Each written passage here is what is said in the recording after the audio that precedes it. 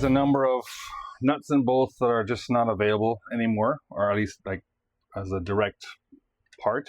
So these particular nuts, washers, etc. I'm sure I can replace the washers, but they're a little rusty because they've been on the car for over 50 years. And I'm using EVAPO-RUST that I picked up from Harbor Freight. And this is really cool because this particular container, was like $17, I think that's what it was. But the reason I like this is that, of course, you drop it in there, you make sure they're clean.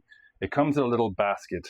And so what I'm doing is I'm just kind of taking this particular set of nuts and bolts and I'm just dropping them into the basket. And what I'll do is I'll drop everything here into the basket and I'll leave it overnight in that solution, sitting safely in the basket.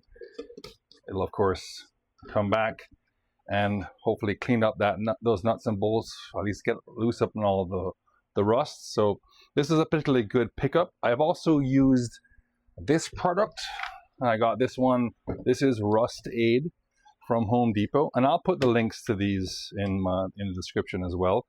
But this one I used to clean up the Mini's gas tank, and I will say I was very impressed because I had done a lot of research about using vinegar and distilled water and having nuts and bolts and cleaning out the tank and then having it sit. And I will say I did use some ZEP cleaner. So this is the cleaner I did use inside, well, not this particular bottle, but this heavy degreaser that I did use inside the tank of the Mini. And I did a handful of nuts and bolts inside the tank as well, primarily bolts here, and then I simply filled it up with 2 gallons of the ZEP cleaner.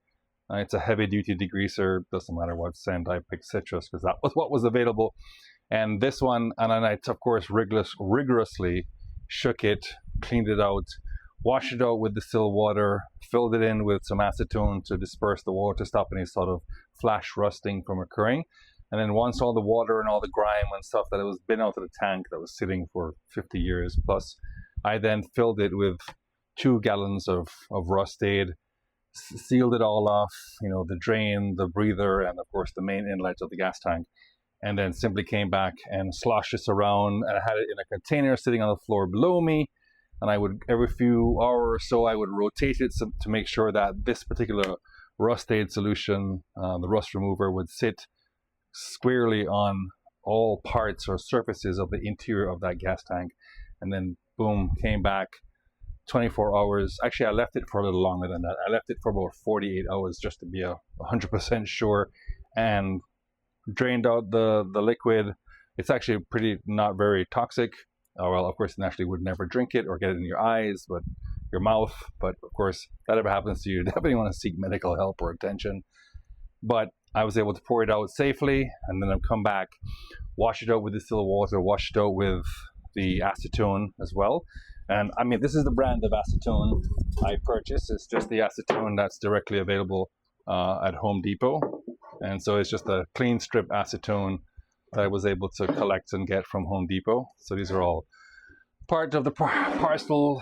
Of course, I'm not sponsored or promoting this in any way. I'm just kind of showing you these are the items or the things that I used in my process or the restoration process. So, yep, happy to say the gas tank was quite clean. It's been given out now to Miami Powder to have it powder coated, just a nice flat black. Just looks like a factory, so it can be reinstalled in the car, much like you saw with the subframe. Same texture, smooth texture, flat black, nothing fancy, nothing. This is a really tiny car, and I just kind of want the parts that I've spent the time to curate and collect to be able to last me a long time. So anyway, these are the products I've used, have great success so far. As I continue through this process, if I pick up more things, I will definitely come back and showcase them to you. Like I said, I'll put links to all of these products in my description, so you can check them out for yourself, or you can pick them up for yourself at your local Home Depot, Harbor Freight, AutoZone, wherever it is you live in the world where they sell these particular products. All right. Thanks for your support. Again, please remember to click the link, subscribe, like, and yes, continue. Thanks for watching, and come back for more. Cheers.